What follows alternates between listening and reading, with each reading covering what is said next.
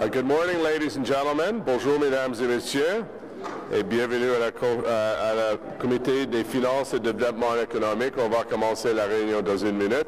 We'll ask all members of council to take their seat. Anyone who wishes to speak to an item that's on the agenda, if they could sign up under the television screen. On va commencer dans quelques secondes.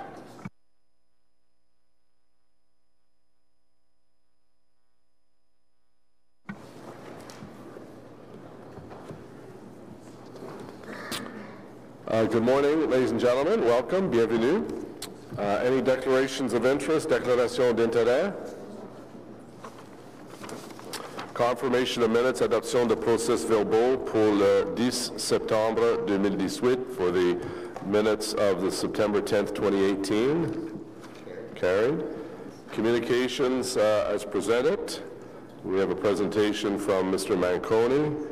We'll just go through the rest of the agenda. Office of City Clerk and Solicitor, Bureau du Greffier Municipal et de l'Avocat Général, Legislative Services, rapport sur le comité consultatif sur les services en français, rapport annuel 2017-2018, French Language Services Advisory Committee, 2017-2018. Received. No in-camera items, information previously distributed, charitable and vacancy rebate annual report, rapport annuel de 2017 pour immeubles inoccupés organismes de bienfaisance, et aussi property assessment appeals, the assessment review appeal board, and those are both received. Okay, so we have a presentation. We'll ask Mr. Manconi and his team to come forward on the status of light rail transit. And I believe Mr. Cripps is going to join him as well. We'll let him get set up, and we'll begin in just a moment. On va commencer dans une minute.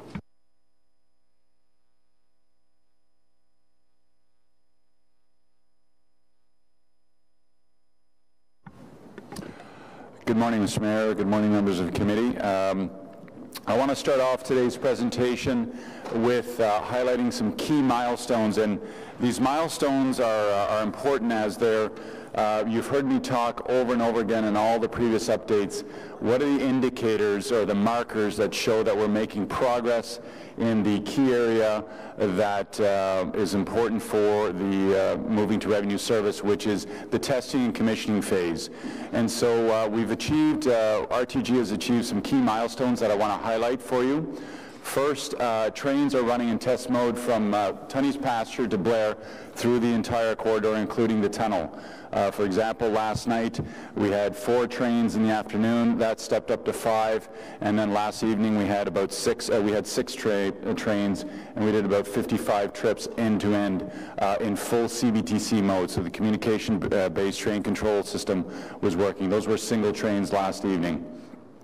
Item number 2, and again another indicator, a marker that shows we're trending in the right direction in terms of testing and commissioning. A couple of weeks ago, RTG completed a critical test. It's called the line speed test, and it drives out 4 deliverables. The first is it confirms that the train can run from end to end, from Tunney's to Blair, within the prescribed end-to-end travel time. So it would achieve that. So that was a very good indicator. And that travel time also includes the second bullet, which is the station dwell times. Those are the various and different dwell times at each station to enable the doors to open and close based on the volume projections of the various stations. It also achieved a top speed of 83 kilometers an hour. The average line speed is substantially lower than that, obviously, when you factor in all the stops and starts. And it ran in full CBTC mode from Tunney's to Blair. So that's a major milestone that we want to acknowledge RTG has achieved. With respect to the East End stations, bullet number 3, I'm happy to report that the East End stations are essentially complete. Mr. Willis and his team have a dedicated crew of inspectors, and all the inspections are nearing completion, and now RTG is applying for the occupancy permits, which Mr. Willis and his team are indicating are about to be issued for the East End stations. I'm also happy to report that all fare gates and fare vending machines have been installed. You recalled we used the Trillium line as the proof of concept, so we've completed all the installations on the Confederation line, and now we're moving into testing and commissioning to make sure all those systems and subsystems are communicating. Item 5 is the SCADA software. That's the operations control room systems that they use to monitor the system and to adjust subsystems as they need to, depending on various situations. That's under testing and commissioning also. And number 6 is an important point, and it's a key takeaway from today's presentation. RTG has put forward a proposal that we are 100% supportive of, and that's they want to launch a practice plan later this month, which involves running from Tunney's to Blair with the equivalent of the full fleet complement. And it's important in that that is, again, another indicator that we'll be able to see if they're successful in that as to how the system is performing and is it doing everything it's intended to do. They are not contractually obligated to do this, and this is totally different than what's called trial running, which I'll talk about later on in the presentation. So they want to rehearse and practice the system to see where they are in terms of overall requirements and is it doing what it's intended to do.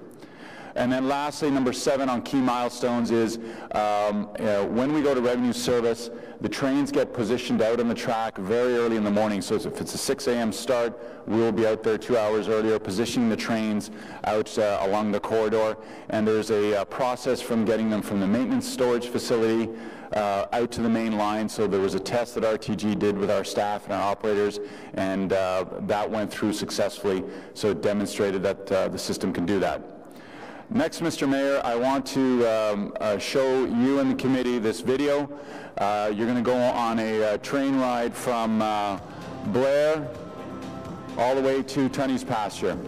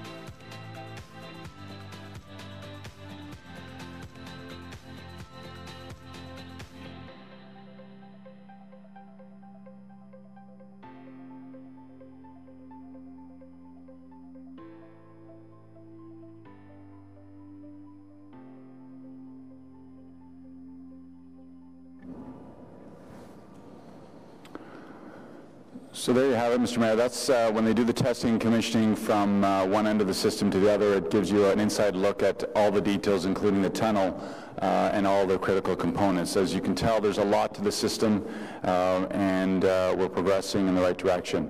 I now want to walk you through the various elements of the station, starting off in the east. As I mentioned earlier, these stations are complete, and the last piece is to get occupancy permits in them. So we're highlighting for you today some of the amenities in the East End stations, a lot of the things that you've added that make these stations iconic and certainly world-class in terms of being a multimodal operation. You recall you added ample parking for bicycles and MUPs and so forth. Certainly when you look at some of the stations and you see the last pieces coming together, everything from decals on doors to wayfinding systems, it's an indicator that we're reaching that final stretch. So this is inside Saint Laurent. Tremblay Station, the pole-mounted O that lights up at night.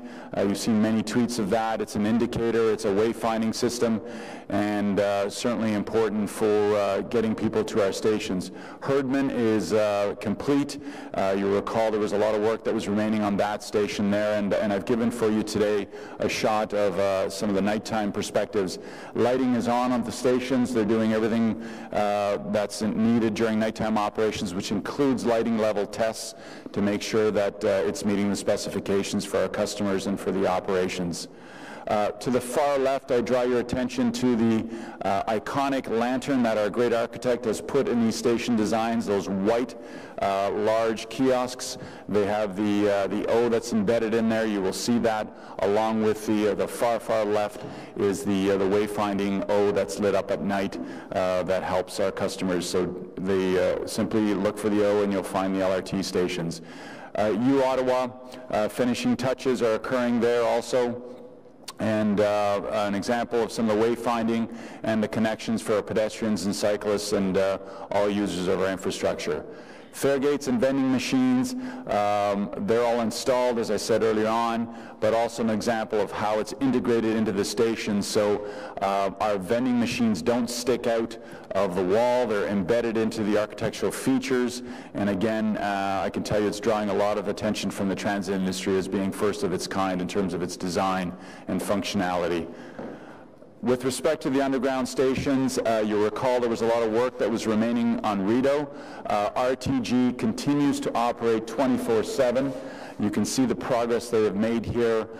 Ceiling tiles and ceramic floors are in, lighting. The backdrop of that picture is the artwork, that's etched glass that you can look down into the platform level, and to the far left are speakers for announcements and so forth, and wayfinding systems. This is at the platform level. Down below Rideau, and just a reminder, that red fence that you see, that is a temporary fence that enables us to do the train testing and commissioning and go through at design speeds for our testing process. Other elements of Rideau Station, this is a connection point. It demonstrates certainly all the crews that are working concurrently, but the finishing touches to Rideau Station are underway from a build perspective. Ceiling tiles, wayfinding, art cases on the right-hand side, and escalators and stairs are all being finished and commissioned. This is another significant milestone for RTG. The excavation portals for the work that was occurring on Rideau Station, including the ventilation grates and so forth, are all complete. So Rideau Street is in a new state from a rehab perspective in terms of being closed up from the excavation works. Parliament, ceramic tiles on the right-hand side on the wall, wayfinding, escalators, and so forth. And then also today we wanted to demonstrate a few of the above-ground station connections that, again, are nearing completion. So that's Lion. Once you remove the hoarding and some of the fencing, everything is done there. This is a great shot of inside of Lion Station. I can tell you, members of committee, that it is a meticulously designed piece of infrastructure. The acoustics in there are phenomenal. It's not like a cavernous old-style subway where acoustically it doesn't work. All that's left to be done there is some LED lights in those columns that you see throughout the concourse. So to the left are escalators, to the right are stairs, elevators in the middle, and so forth. Fare gates are down at the far end. The streetscaping is nearing completion also. Queen Street, this is between Metcalfe and O'Connor, so you're seeing the final stages of that. And now we move to the west stations. This is a great shot of Pinnacy from an architectural perspective. It draws you in. It shows the wood ceiling tiles, the wayfinding systems, the roof lines, and what's important about Pinnacy, Mr. Mayor, you are not only building an LRT system, you are building a multimodal transportation system. You invested in MUPS, You invested in cycling lanes, and you recall we had a challenge on this Booth Street, and thanks to Mr. Cripps and his team, who've done a phenomenal job, I'm happy to report that the cycling lanes are now incorporated and are nearing the final stages of markings and so forth. So the cycling community, I know, is highly critical of this connection, and thanks to some very good ingenuity from Mr. Cripps and the LC Transport team and others, we figured this one out. So we'll have those lanes on that bridge. Bayview Station, amazing plazas throughout the system. This one's your connection point to the north-south and to all that development that's going to be occurring there. Again, bicycle connection points. You step down to the Trillium Line area. There's artwork. You remember there was criticism that we didn't have connectivity. We have connectivity with MUPS. We've invested in a cycling connection on the other side, so it's fully integrated, and you're going both north, south, east, west in all modes throughout the city at this point. Tunney's Pasture is the end of the line for now until you break ground on stage 2, and there's great work being done here on final landscaping on the plaza and here in the forefront, where they're doing some great masonry work with walls and landscaping features, and then a great shot of the ceiling lighting feature that's through the sunlight, through the skylight, with those multicolored lenses that they have in there. I now want to move to the testing and commissioning of the CBTC system, the communication-based train control. Remember, that controls the entire train operation. It's been used around the world. It's proven technology. It puts safety at the forefront. So the east is almost complete.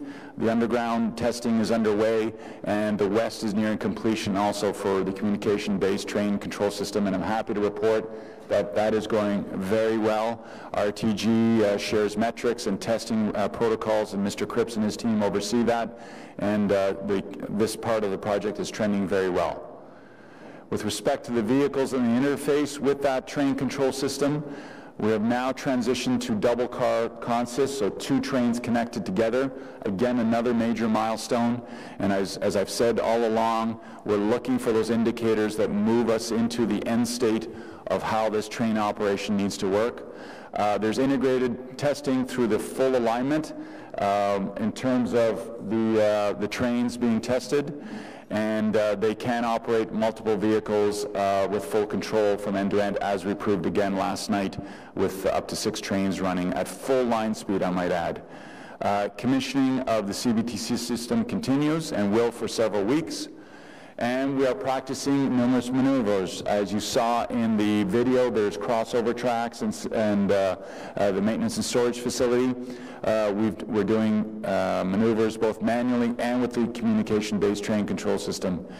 And as I said in my opening slide, RTG is focusing on that practice plan and the details, providing us those details so that they can launch that hopefully in the end of November, and we get an inside look as to how the entire system is working.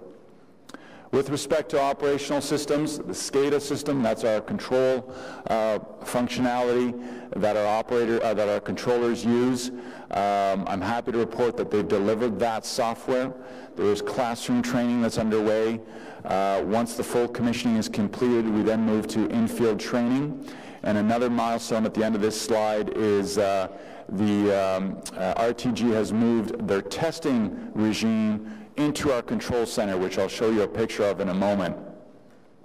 So the Transit Operation Control Center, the TOCC, many of you have been there. This is a first in North America. You know, I often talk about how in Ottawa we don't brag about some of the things that we've done, but I've been to New York City, Boston, and we've been to Philadelphia and other large operations. Nobody has what you're building in Ottawa, a fully integrated multimodal control system, all modes, train, electric, diesel, bus, para, and security, all integrated under one system. Why is that important? You can adjust the systems on the fly. You can make adjustments for winter conditions, breakdowns, and so forth. And this part of the project is being watched by the transit world. This is the center.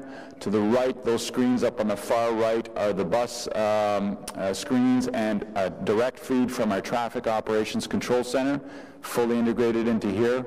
To the left are the screens that are being tested and commissioned for rail operations, and what's not visible to you is the transit security screens, the cameras, the emergency alarms, and the panic systems. All those feed into this control center, and that way we have a full vision of the entire operation. Now, the civil build is important, but you also have to be operational ready, and I want to share with you some of the significant milestones we've achieved on the city side of things. So the bus to rail connections are critical. The train system's important, but we're going to continue to rely on our very efficient bus system. We are going to feed customers at various stations throughout the network, and the three major transfer points are Tunney's, Herdman, and Blair. We want to make sure those systems are working as designed. So we've done simulations, we've done paper tabletop exercises, and we've done computer simulation of the bus maneuvers throughout those stations. And we took it a step further. Again, this hasn't been done, but we wanted to be proactive. We've tested, we are testing each one of those three transfer points using mock service scenarios. So we've taken bus and staff and we've pushed volume through those stations to see how they will perform. I'm happy to report that Herdman was done on October 28th, and it performed very, very well. We're finalizing all the results from the observation tests and so forth. We now move to Tunney's and to Blair. And I just want to share with you some photos. This is we started at 4 in the morning. We took about 40, 50 buses, and we started to stress test the platforms and created situations, including mock incidents, accidents, and so forth. This is a scenario where we're trying to actually get the system jammed to see how far we can go to prevent any chaos and so forth. So the system performed very, very well. So Herdman has a great green box attached to it from a bus to rail transfer perspective. Next is the great work that we're doing with our emergency partners. Thank you to Mr. DeMonte and Chief Bordelot. They have been great partners throughout this. I get many questions about what are we doing for emergency training exercises and risk management and so forth. I can assure members of council we have a risk registry. We have hundreds of scenarios that we've mapped out. We add another layer of complexity in that we are the nation's capital, and we have safety protocols that are confidential in nature. We are right near the Parliament District, so we need to be cognizant of that. So there's been numerous training exercises, and then we've gone from paper to tabletop to in the field, and it includes all our partners, police, paramedics, fire, and other city departments, including emergency operations group. And the purpose of that is to practice and to ensure that we're ready for what could potentially occur. You will always have an incident. You need to be ready for them. And these shots show you the mobilization of the various partners. And not only are they there, but they're also bringing their equipment and their skills and their training to the forefront. Great partners. They enjoyed these exercises, and the learnings were great. We do not reinvent the wheel. There are other agencies out there that have these types of operations, so we take the best practices from them, and we take the knowledge from our emergency partners and incorporate them. Training is ongoing, including our operators and our controllers and all city staff. A reminder that OC Transpo is going through the most significant change organizationally in the history, and it's not just about operating the trains, it's customer service, it's call intake, it's planning, it's operations and supervisory services also. So it impacts the entire organization. These are some exercises in the maintenance and storage facility, with our great staff doing pre-trip inspections and so forth. This was during that handover exercise that I mentioned early on. That's a train going through the yard and over the switches. So, Mr. Mayor, the key activities that we continue to monitor, and I will again emphasize, we're looking for progress and indicators in the testing and commissioning environment.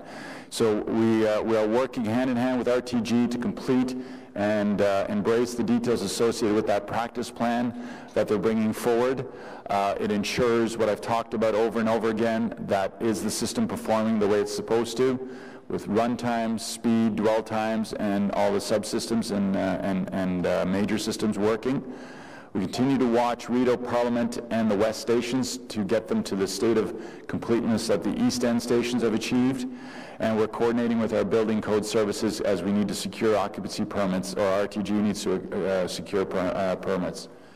There's the full complement of vehicles operating in CBTC mode along the entire alignment, the end-to-end vehicle testing and system verifications.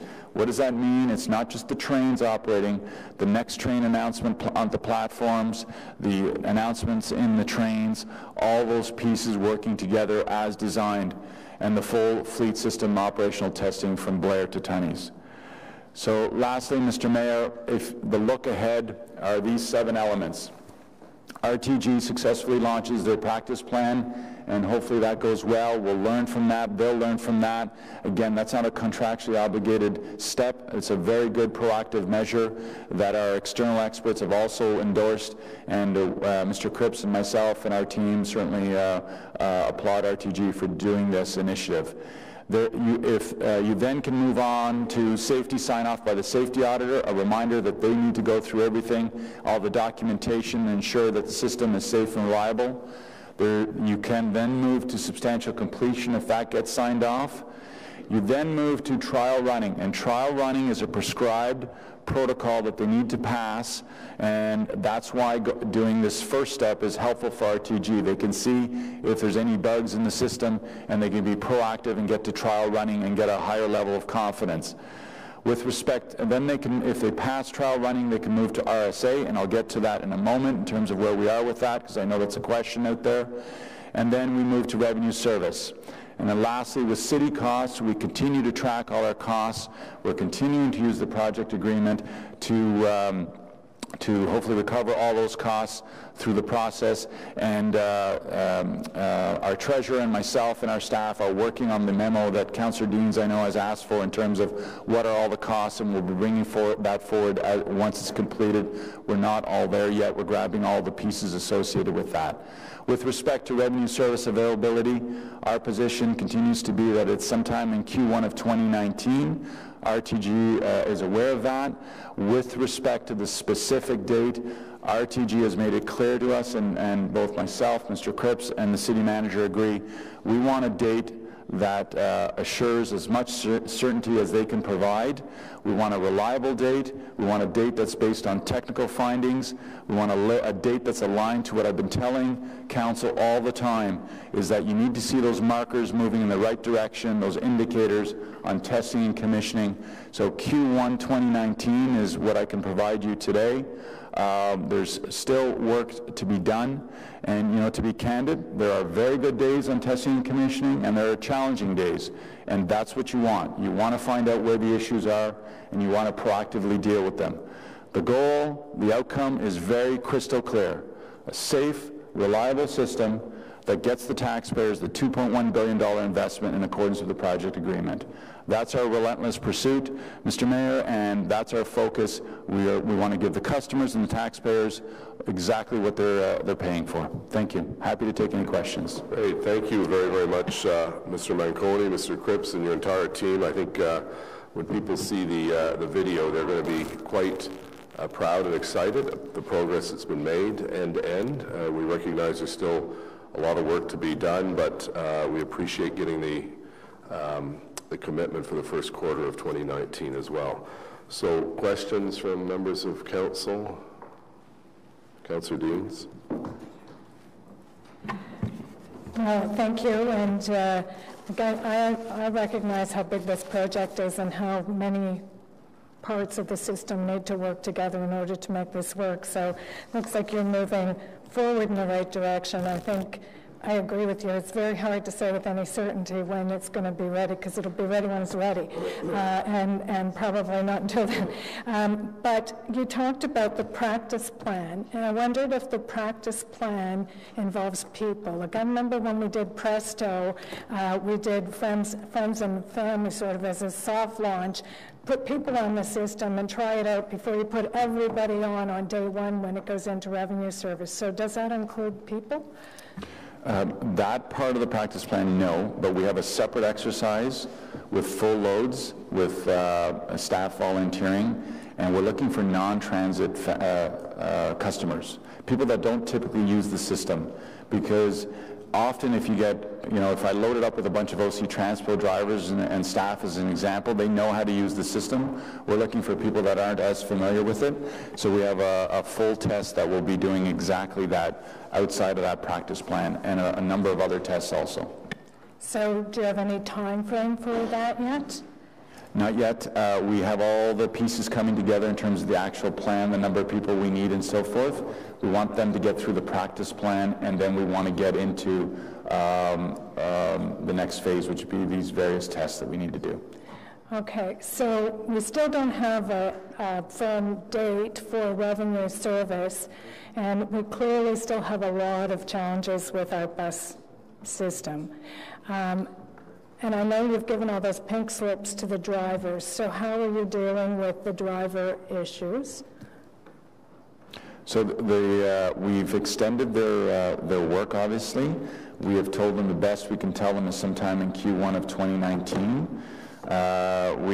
We continue to have a fantastic relationship with ATU 279 and with all the unions, and so they're fully cooperative. They understand, and the presidents understand that once we have a date that has that high probability from RTG and high confidence level, then we can adjust the notices to the union, to the operators.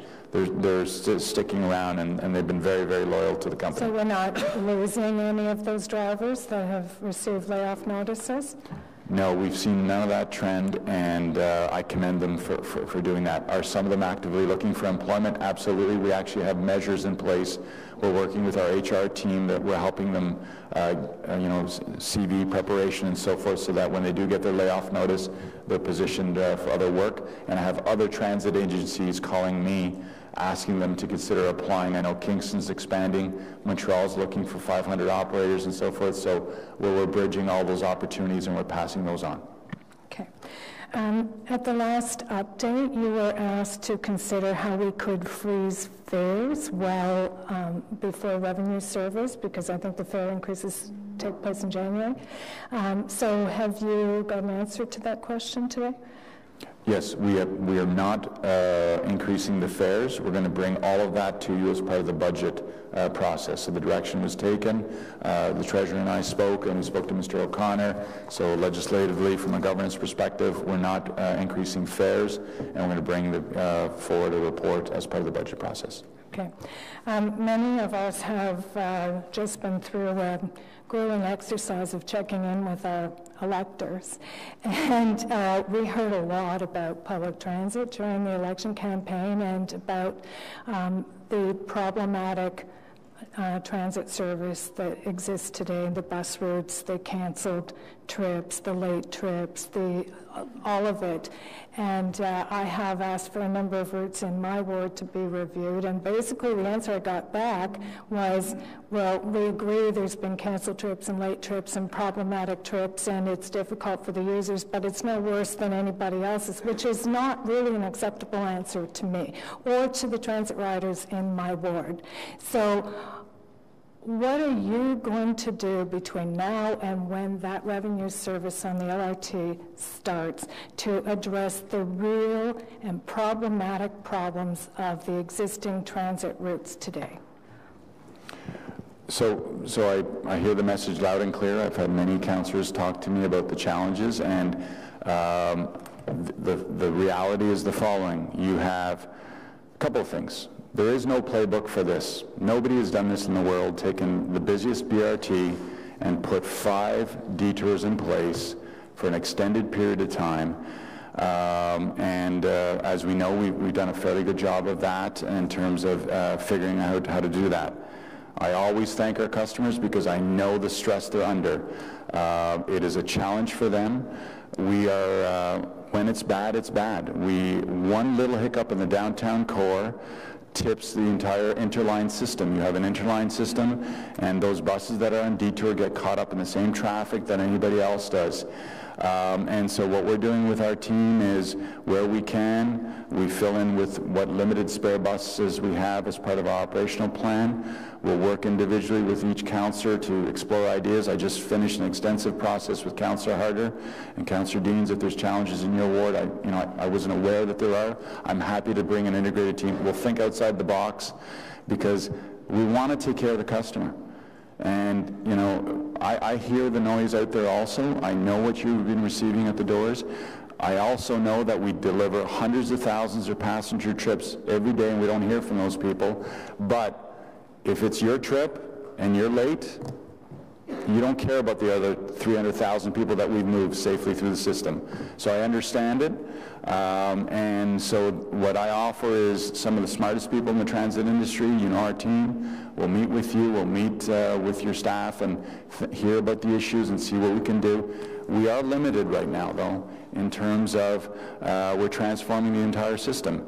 And so it's not that staff want to defend that it's not occurring out there. It is occurring out there. And just like we did on some of the extension of the routes for the delay, we'll get innovative and do the best we can with the resources that we have. Yeah, I'm not quite finished. I'm not sure that's enough. Like, I think there has to be a better plan. And yeah, I've worked with your staff for sure on the routes in my ward, but they've filled in some, but not enough. And I wonder what impact it's going to have on ridership retention in the long term, when people, you can't be late for work on an ongoing basis without making another choice. I understand. Ridership last quarter was up slightly. Again, I thank the customers for taking the service. I know there are situations where it's going to occur. We're going to get a snowstorm one of these days, and it'll be a challenge. But the focus, I believe, needs to be to continue to what we're getting in terms of this system and how it'll improve the system reliability and the performance of it. You have stage 2 coming also. That takes it even a step further. But we are in full detours on 5 segments of that transitway. That's always part of the plan. It's been part of the plan. We knew this was going to be a challenge. We don't have unlimited resources. If I had extra buses and extra people, I would deploy them. We do not have that. And you did buy extra buses for the detours, as you know. Those have all been fully deployed. And so we will work to the best of our ability to do what we can and to see if there's a reoccurring problem. I can't fix every one off, but if there's a reoccurring situation, there's something as simple as a bus stop needs to be moved, or maybe the trip should go a different way, we'll look at every opportunity. And just a final question, I had asked for some financial accounting of where we are and what the cost overruns are. And you said today in your presentation that you're not ready to present that, but I'm wondering when you will be ready to present that. I haven't seen the draft yet. I know I'll ask the Treasurer to speak to that, but just to also give you assurances, we're doing everything that we've told you we're doing. Like, we penalized our RTG $1 million for the November 2nd date. That gets lopped off for their next bill. So perhaps the Treasurer can answer on the memo. We are meeting with Mr. Manconi and his management team this Friday, actually, to go through the numbers one more time to make certain that we've captured everything. So I would anticipate within the next 2 weeks we'll have a memo issued for council. Okay, thank you very much. Thank you. Councillor Aguilar, please. Thank you, Mr. Mayor, and thank you, John, and your team. Very informative this morning, and we're getting there. Just a couple of questions. So the simulation that you showed us at 4 in the morning or whatever, and tried to jam the system and back it up and all those sorts of things. So there were no people involved in that, though, correct? That was not a scenario where we had people getting on and off of the buses. That's yet to come? Yeah, the risk on the bus piece isn't significant. The people on the trains is the simulation that we want to do, Councillor Deans' point. That's what we want to see in terms of wayfinding and so forth. The issue on those transfer points where they're the busiest, some of the busiest transfers in North America, we wanted to make sure the buses could do all the maneuvers in those transfer areas. Okay, so the next phase is to put people on the vehicles or through the fare gates, that sort of thing. Okay. Now, we've talked a lot, and Councillor Dean's raised it about concerns about the existing service, and you have said that we're going to see a significant change when the train gets into play and is working. But I guess my question is, I grew up in Montreal, we have a subway system, stuff happens. So in terms of managing expectations on opening day, opening week, what is likely the biggest challenge for the rider? I mean, this is not going to be the magic bullet. It's not going to fix everything just because the train is there.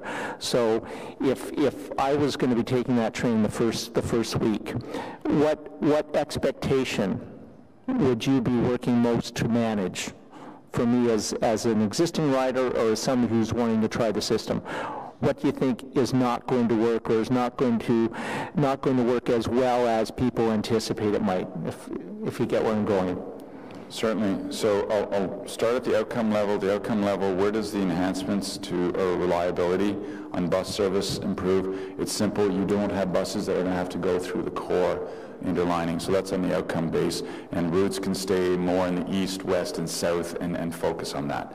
On the what the customer lens, you'll recall we did customer journey mapping, where we took various customers through the design of this system, and we pulled out what are all the things they liked and what are all the potential pain points, the transfer being one of the most critical.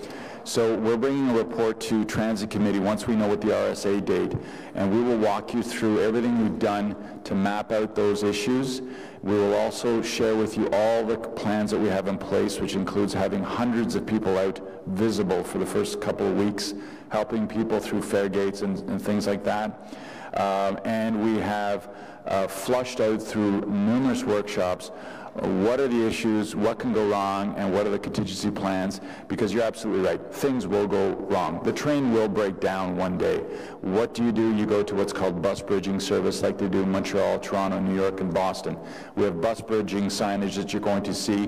We're going to, through the Ready for Rail campaign, incrementally start to educate the public on all of those elements that you're pointing to, Councillor. And that's why when I meet with RTG, I say the RSA date is important, not just because we launch, but I have hundreds of thousands of customers that we need to educate, and we want to do that incrementally and not a big bang. That's all ready to go and ready to be launched as part of the Ready for Rail campaign. And so it's incremental feeding to our customers, lots of visibility for weeks during the opening, and I want to thank all the city departments because they're volunteering just like they did with the election. They're going to be trained, they're going to be visible out there, and we know what the pain points are, that the potential pain points that the customers have talked about. And then, like anything, after your first couple of trips, you become accustomed to it and you know your routine. But we've gone the extra mile to make sure that where's that transfer point for your bus, signage, wayfinding, all those things. We've identified that through the various focus groups. So next question, and I know I won't pin you down on a date. We've all tried for months to do that, the media, us. I know we're not going to get a date from you today, but you've said first quarter is your best expectation. Are you getting any advice? I know we've got our independent panel of experts reviewing the whole thing.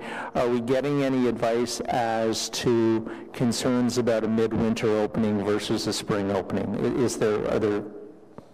Are there issues in and around that? Well, no railroad system wants to open up in the winter because it presents another challenge, but what do you do to mitigate that if we are into a winter launch? I have a crew right now with RTM, that's the Maintenance Consortium down in Boston. Boston went through the worst rail and LRT winter disaster years ago. You can Google it and see what happened. They had trains shut down for days. The lessons learned from that, the equipment, the deployment of resources, we tapped into them years ago. We've taken that in. They're out there seeing that firsthand. RTM has specialized equipment that they're out there testing right now. We've seen all that. We've had the independent assessment team look at that.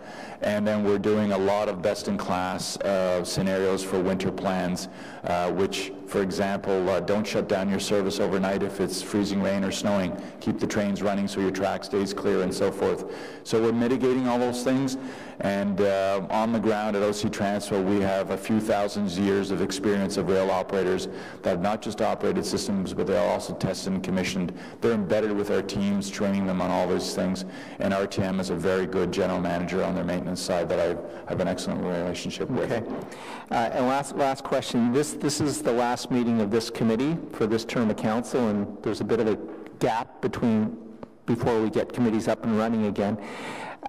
How are updates going to be handled between now and when we have a new FEDCO or whatever we might call it in the next term of council? How is that going to be managed if there's something that comes up that we need to know about?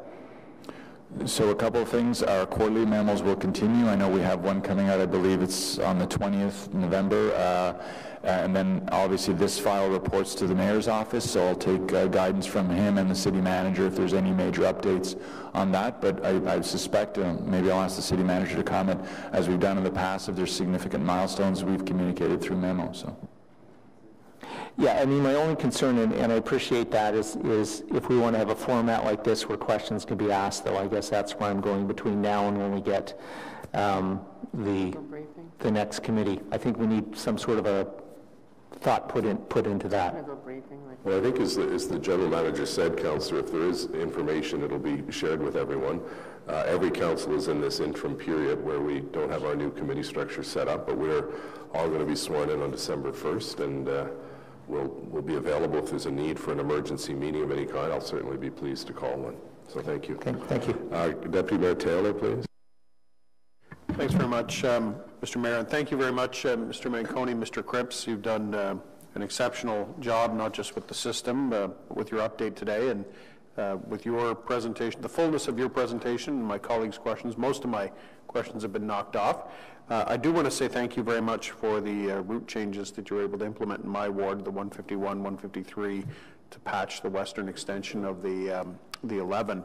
Although I do share Councillor Dean's, Councillor Eglei's concern that we're going to get to a scenario where we need to manage that expectation for people that day one of rail, we're not suddenly in a position where we have an abundance of buses now that can fill every gap and address every issue. So, I'm hopeful to see how that rolls out positively. My one question left from the presentation, you covered all the others, was, you did articulate that it was a bit of an advancement having everything integrated in the TOCC in one room. And of course, my thoughts immediately went to what happens if that room goes down. So I'm sure you've got a redundancy plan for that, but I'd love to hear you say that. We have two redundancy rooms, one for rail over at RTG, and we have a full integrated one that we have at OC Transpo. They're all confidential locations, and it has been tested also. We did a stress test on that also. Okay. Okay, perfect. Thank you. Great, thank you. Councillor Chernyshenko, please. Yes, thank you. We've covered a lot of the big questions, but this one's no less important. You know that I and the mayor have both been asking about the bird-friendly status of the glass that did get media coverage again a few weeks ago, and what is the progress on, I suppose, whether we need to be installing decals after the fact on some glass, or whether we have proactively moved to glass that won't need that sort of after the fact treatment? So Councillor, through you, Mr. Mayor, we responded to, I apologize, I can't remember the association. We gave them some of our responses. Mr. Cripps can elaborate on that in a moment. And so it's the best we can do right now. To be candid, I don't have a team of people working on this. It's important, but it's not a priority right now in terms of everything else. We have done some mitigation measures, which I'll ask Mr. Cripps to elaborate on the response that he provided. Yeah, so certainly the designers, I think, have factored in three major things. So fritted glass, so the glass does have a pattern in it as one of the common techniques used to reduce bird strikes. The lighting of the stations is designed to sort of minimize the attraction of birds. The overhang is part of that strategy as well. and sort of minimizing vegetation in the, substantial vegetation in the area of the station is one of the things that will prevent birds from nesting in that area and then sort of attracting them to the station. So off the top of my head, they're sort of the main strategies that are commonly in use and are used on this system. I know there are a number of techniques for doing it, and what I really want to know is that we're not digging a deeper hole, so to speak, that work that, choosing the right design, as, with the glass here, looking forward to future phases, so that we won't have added expense later. Do it right once at the start, as opposed to having to retrofit afterwards is the most common sense and economically sensible solution as well. So that be on your radar, that I may nag you regularly, so that it remains on your radar, is I think very important, obviously for the birds, but ultimately for the taxpayer as well, as that issue becomes more and more known and the demand may grow for the city to respond. Thank you. Thank you, Councillor. Councillor Hughley, please. Thank you, Mr. Mayor, and thank you for the presentation, Mr. Mayor Conan. A couple of questions for you. As some of the other councillors alluded to, there's concern with the transit system as it's operating today. We've asked a lot of our riders to be patient until the LRT comes in. One of the messages I heard from your staff and from you was that the existing buses are going to be taken out of service, like they haven't been maintained, on their last legs. What's the status of those buses going into Q2, if that's where we're waiting for the end of Q1? Will those buses still be there? Are we going to, if we slip another date, are we going to have to do something about that? Because we're seeing a lot of, as Councillor Dean said, routes being canceled and these buses being put on those routes right now. And I'm really afraid that we're not going to have something to fill those gaps. No, that's a great question. I can assure you that we are making our fleet count every single day. Mr. Greer, he's the head mechanic.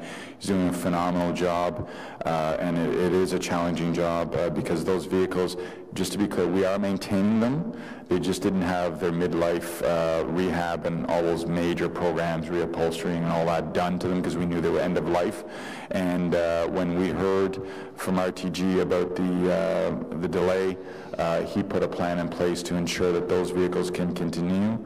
And yes, there are daily swapping out of vehicles, as there are every day if we're down a vehicle or there's a breakdown and so forth. But I can assure you the plan is to continue maintaining the fleet till we end them, and we need them, and then we dispose of those 180 so vehicles. Okay, my other question is to do with the $1 million penalty that you mentioned too. $1 million to most of us is a lot of money, but in the scheme of this contract, $1 million really isn't that much. And I'm just wondering if it's worked at all as any kind of an incentive to get things done, or should we be looking at, in the next contract to be done, that those penalty levels be much higher? So two things on that, just a reminder. It's a P3, and RTG is also not getting their $4 million a month maintenance payment from us. And there are a bunch of confidential numbers from the lenders and penalties and sub-penalties worth millions of dollars that they're feeling every month. So they're incentivized to move as quickly and as effectively as they can, remembering that there's a 30-year maintenance agreement that they get. So they want to build the system, because I get this question also, well, how do you know they're not going to circumvent and lower their standards? It's not in their best interest for 30 years worth another $1 billion to do things on the cheap. So, and we have oversight on them also. But the other thing is Mr. Swale and his team, who works for me on Stage 2, he's been tasked with a deep dive on lessons learned from Stage 1. We heard everyone loud and clear on what can we do differently, better, and so forth. And when he brings forward that report, when we bring you that Stage 2 report, you'll see a whole section on lessons learned on how we've changed things in terms of milestone payments and so forth on that regard. So exactly to your point, Councillor, what did we learn on Stage 1 on everything from design to administration of the contract, payments, cash flow, and so forth, and how do we bring that forward? And So we there'll will. be some sort of report come forward out of it? It'll form part of the contract award when we bring that forward to you, so you'll have clear line of sight into those areas. Okay, thank you. My last question is to do with the preparations that you're doing for the launch. I can visualize the loading of the trains going relatively smooth because big doors, 600 people can get on 2 cars. It should go relatively smooth. The onload, however, I don't visualize as going quite so smooth, getting those 600 people onto, 7 double-deckers, and get those double-deckers out of wherever the train stop is. Is there going to be actual practices done of the load and unload, like with people? Yes, that's exactly Councillor Deans' point, and it goes all the way to the bus issue also. So 2 things. There's 14 doors on these trains, a lot of doors for that in and out movement. And then what we learned through the focus group is everyone understood, because of the frequency of service, you don't have to panic if you miss your train. You wait for less than 5 minutes, the next train will come. What the focus group opened our eyes to is my connection home from train to bus. So is my bus going to... So we went to Montreal and other areas like Chicago where they have big bus transfers. They've done some very innovative things on signage and how to stage those buses and have supervisory staff there ready. So we're not concerned about the loading and unloading. What the customers have told us, and we've heard them loud and clear, is will my bus be there waiting for me on that snowy day to go home? So we've got some mitigation measures that we've implemented that we hadn't thought about. We learned through the customer focus groups. Thank you very much, Mr. Mayor. Thanks, Councillor Ubley. Councillor Brockington, please. Thank you, Your Worship, and good morning. Thank you, Mr. Manconi, for your update. The video was very impressive to see the stations, and it's on Queen Street last week, and Queen is finally looking much better. It was possible to establish May of 2018 as the original opening date, and that was established years in advance. And when that date was missed, November 2nd was identified, and we missed that date. And now, as we are the closest point to actually opening, we're not able to get a date. We're now looking at a quarter, identifying Q1. And my comment is I'm concerned because RTG should be able to know what those remaining tasks are and should be able to estimate what each task takes to do. And so, do you know why a specific date has not been established and released? So back to what I was saying in the presentation, 2 things. RTG owns the date. It's their contract, and they're accountable for bringing that date to us. And I know the public looks to the city and saying, you missed the date. We did not miss the date. RTG missed the date, and they're being penalized accordingly, and they're losing money through the cash flows of the P3's environment and so forth. What we don't want is another date that we get everybody focused on, and then it's seen as a failure. And as I've said in some of my media interviews, are we chasing a date, or are we chasing a safe, reliable system that meets the $2.1 billion that's outlined in the project agreement? And we've been relentless with RTG to saying we're not changing the standards, we're not changing the designs, we're not changing the service level. Why? You're converting the busiest BRT, day 1, full loads, to LRT. And we have said to them over and over again, and we're now meeting, the city manager, myself, and Mr. Cripps are meeting with the executives of that group every week, and we said, you give us a date when you can prove and demonstrate you can get to that date. Why would we put another date out there to our customers when we don't have from them the high level of confidence that we need to see? So do they have a list of things they need to do? It's the last slide. Those 7 things need to be articulated, and they need to achieve them. Now, if I walk in their footsteps, they don't know if they're going to pass trial running. Yeah. If they don't pass trial running, they can't move to the next phase. So we've been diligent with them on saying you need to think through all those scenarios, and what you saw today is incrementality in terms of steps moving forward, that they're starting to get into that zone that I said I wanted to see from the testing and commissioning. But just to be clear, it's RTG who has established Q1 2019, is that correct? It was a date in the contract that both parties agreed to.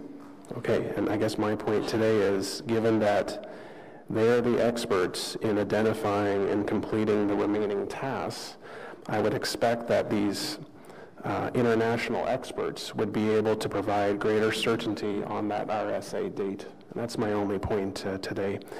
Can you just give any more details on the ongoing discussions regarding the cost recovery? You talked about the memo that will be released within 2 weeks, that you've been, it's 5 months now into cost overruns. How have the discussions, even preliminary discussions, been on not just the $1 million you wanted to hold back on the next payment, but the millions of cost overruns that we do want to recoup going forward? Is there anything that you can share with the committee? Absolutely. So to go back, you recall we brought it a restated transit budget based on November 2nd. So that's how the books are aligned. We have all the cash. We have not given them their substantial completion payment. And RSA payments is worth, Mr. Cripps, $261 million. That's what we hold. They have not seen a nickel of that. The city manager has been crystal clear. We recover our costs through deductions of those payments. And yes, to be candid, they can always take us to court and say we don't like that and so forth. But what myself, the legal team, Mr. O'Connor's team, the treasurer and so forth, the integrated city team, and external experts are doing is using every mechanism through the project agreement to recover those costs. And we are tracking all of those, and we have to do the forecast, which Ms. Similak and her great team are looking at, because you recall we had things such as ridership bump for 2018 and so forth. So we're tracking all of those, and we have articulated that position to RTG. Finally, my last question on a lighter note, can you just give the committee an update on your discussions with potential retailers in stations? You were talking about busking or buskers. Can you just talk about the livability and what options riders will be able to get in each station, or in the main stations at least? So, Councillor, I like that word, that livability, because it's exactly what we're trying to achieve. We have some small retail spaces in them, and the transit industry has not been very good at leveraging those assets. So we're not experts in that, so we've gone out to market to look for organizations from the private sector that can come up with those spaces, and we said we're very innovative. You can bring national, international companies, or you can use it to stimulate local businesses. So we've talked to our economic and development group. They're part of the review team. Buskers, we will be licensing buskers within the stations, pop-ups and so forth, so that we can have that livability, but you do it in a structured format. So it's welcoming, it's safe, it's inclusive, it's reflective of your community. So it's not about chasing the money in terms of those retail spaces, because they're very small, but what we've said as a minimum threshold is it can't cost us any money, so minimum break even, and then if we make a profit, that's a bonus on that. So that's, I believe it's out to market in terms of, we went out once, we didn't like the respondents, so we're back out again. With our economic development team helping us out in that regard. Right, thank you. Deputy Mayor Manette, please. Thank you. Just, obviously a lot of questions were answered, but there was one that touched interest, was the transition from FEDCO today to when the new members will be sitting. I know you mentioned that, yes, you would be in contact with the mayor directly. I guess the question I would have is, looking around the table of FEDCO right now, there's 2 members that will not be with the next committee and the next council. So really you would have a quorum if needed, if there was an urgent update that you had to bring forward. And asking the city manager also, would this be possible to call a meeting of FEDCO of the existing members to provide that information? Because they are still elected officials. I think we're looking for Mr. O'Connor to respond to that one.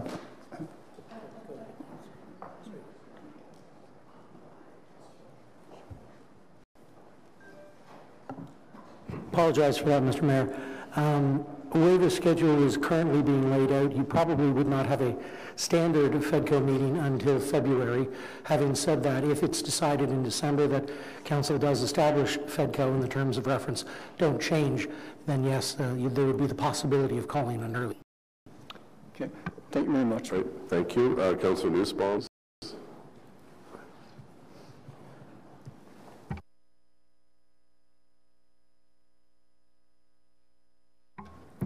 Thank you, Mr. Mayor. Good morning. Just a couple of quick questions. I know a lot of ground has been covered. But returning for a moment to the revenue service availability date, I recall when we were discussing the RSA date last year or earlier in the year when we were anticipating, I think it was May 24th. Don't know if that date is exactly right. Mr. Manconi talked about how the availability date didn't equal the time when the trains were running, that there would be a period of, I think it was a number of weeks, 4 to 6 weeks or something, that OC Transit would have ownership of the system but to run its own testing. And so just for clarity's sake, when we talk about Q1 2019, that's the revenue service availability date will take place in Q1, I think is what Mr. Manconi is saying. So the question is there still an expectation that there will be a period of a number of weeks before the trains actually start running thereafter? Yes, that's a good question. Our position has been and continues to be, once we have the RSA date, OC Transpo needs between 7 and 10 days to final operational things, and then we could launch. And then we would run parallel bus service for about 3 weeks in the event that there's issues on the system. So it's a safeguard to the operation. So that continues to be the plan. So once you get RSA, they achieve it, we can then look to about 7 to 10 days to get into launch mode. Okay, thank you. I'm interested in, this might be more of a legal question, but I'm interested contractually in the status we're in where RRTG has not provided it. Does the contract allow RRTG to essentially not provide the city with a date for revenue service availability?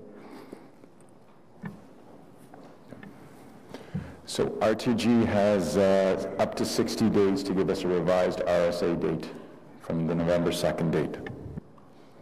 Okay, so that's in the contract. So they've got until January 2nd to give us a date. And let's say they give us a date and then they don't meet it. Is there an opportunity again for the $1 million in liquidated damages? I'll ask Mr. Cripps to walk through this. He's an expert in this area. The quick answer is yes. If they provide a new date to us, the city accepts that date. That becomes the new revised RSA date, and if indeed they were to miss that date, another $1 million liquidated damages would apply. Great, thank you. Now to payments. I know that I believe are two payments. One is substantial completion and one is RSA. Do I have that right? And could you just remind us what the order of those two payments are? The two payments, so substantial completion is roughly $59 million, and the RSA payment is roughly $202 million. And what is the order of those? So which one takes place first? Substantial completion takes place first. And what would be the expectation for approximately how many weeks before RSA would the expectation be that substantial completion actually occurs? What would be the normal expectation in that regard? That would really be up to RTG to determine that, provide those dates to us. They contractually, they need to give us a countdown notice to RSA, to substantial completion, and then they need to give us 10 days notice of substantial completion. Once that is achieved, trial running can happen. Once that is achieved according to the project agreement, RSA can be achieved after that. So the timing in there is variable. It could be in the original dates in the contract. Substantial completion was May 7th, I believe, and RSA was May 24th. So, roughly 3 weeks gap. But that's not a defined gap. It'd be really up to RTG. And if I heard correctly, if I understood correctly, I think I heard Mr. Manconi say that the city would plan on deducting the cost that the city has incurred as a result of the delay in the RTG from the payment. Would that be from the substantial payment from the first one? The $1 million liquidated damages Mr. Manconi spoke to would be deducted from substantial completion. And Oh, okay, what about, and I know there's a memo coming outlining the costs that the city has incurred as a result of the delay in the RSA date. Would the city plan on holding that amount back from one of those two payments? That is the direction we're taking. Okay. And as I've said, it doesn't mean that RTG is going to be accepting of that, and they won't challenge us on that, and that we'll have, lawyers talking about the pros and cons of that. So there's always a risk with those things, but that is the direction from the city manager. Great, and that would be deducted from the substantial completion payment? We're not there yet. The concept is that we're deducting it from those payments rather than having to chase them for the money. But there's a lot of moving parts to all this. It's complicated in terms of collecting all the costs and looking at the pros and the cons and that legal analysis. And obviously, we don't want to be doing this in a public forum in terms of what those pros and cons are. That's it. Thank you, Mr. Mayor. Councillor Blais, please. Thank you very much, Mr. Mayor, and thank you, Mr. Manconi and Mr. Cripps. I think this is by far the most positive presentation we've had on LRT in quite some time, so thank you for your efforts on that. I want to focus on the customer experience a little bit.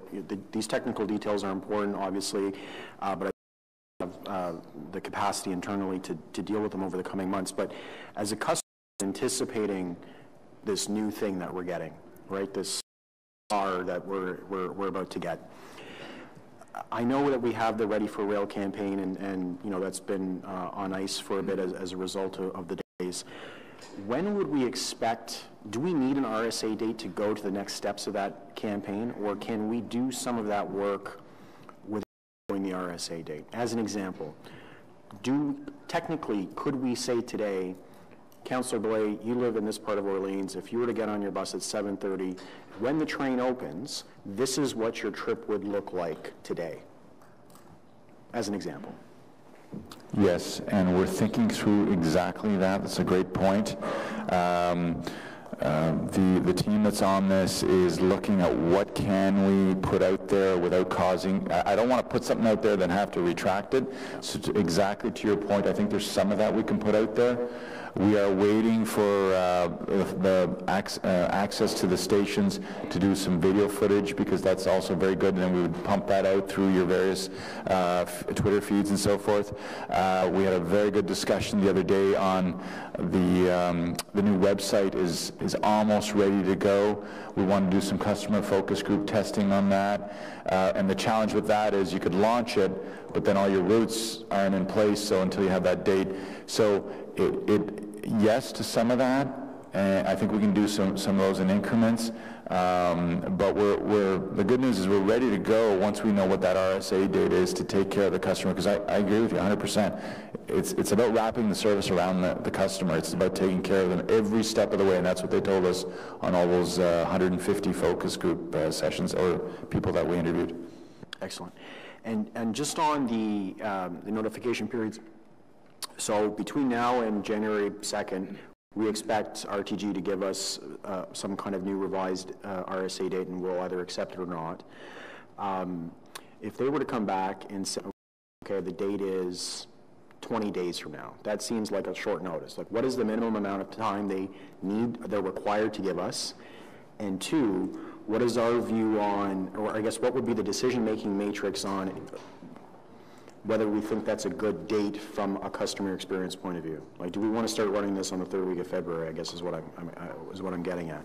And will that be a report to committee to say these are your options, or is that something that we've already delegated authority to you to do? Can you maybe walk us through that? So I'll let Mr. Cripps speak to the mechanics of the contractual obligations in a moment, but to your point of when's a good date, we have a whole matrix scenario of what day of the week, what day of the month. We have to transition our employees through booking operations. We have to transition the customers. We have your quarterly bus changes. So it's not just they can throw a dart and pick a date and we accept it. We layer on all the customer-facing and the governance pieces that you've given us onto that scenario, and then we say to them, yeah, it's a good date or not. We had a workshop with them, and they understood the complexity. You know, as I told them, yeah, it's complex for you to build it. It's very complex for our customers because they're going through the most significant change ever. So we layer on all those pieces to that, and they can't just pick a date and we say, yeah, we agree with it in terms of that. So they had their eyes opened in terms of the complexity of that. I'll ask Mr. Cripps to share with you the contract piece. There is a minimum gap upon which they'd have to give us notice, and I believe the contract calls for 30 days as a minimum from when they give us notice to when the RSA happens. Okay. Anything else, Councillor? No, that's it, Mr. Mayor. Councillor Tierney, please.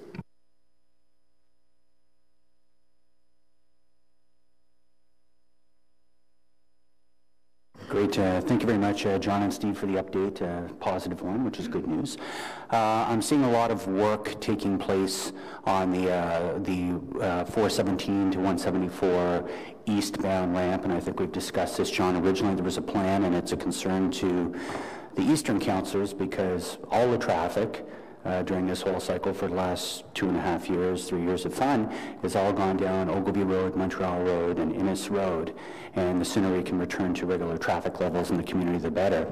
Knowing originally there was probably a 1-month period because of the 2-week parallel system and everything else that went along with it, is there any opportunity to reduce when that ramp would open up again, considering the delays that we've had so far? Yes, you and all the East End councillors have certainly talked to me about that. There's another integrated team that's looking at unpacking all the detours. You remember the work going into them. We have to put them all back out or undo them. And the mission I've given Mr. Landry is there a way to make that ramp the first to be released?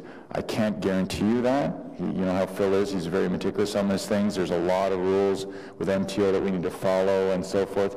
We need the buses totally out of that lane. So it's at the top of the list, but I can't have the mixed traffic of that interchange because MTO won't permit that, and we certainly wouldn't encourage that. You'd be putting a risk. It is at the top of the list in terms of priorities. We understand the impact to the Eastern community.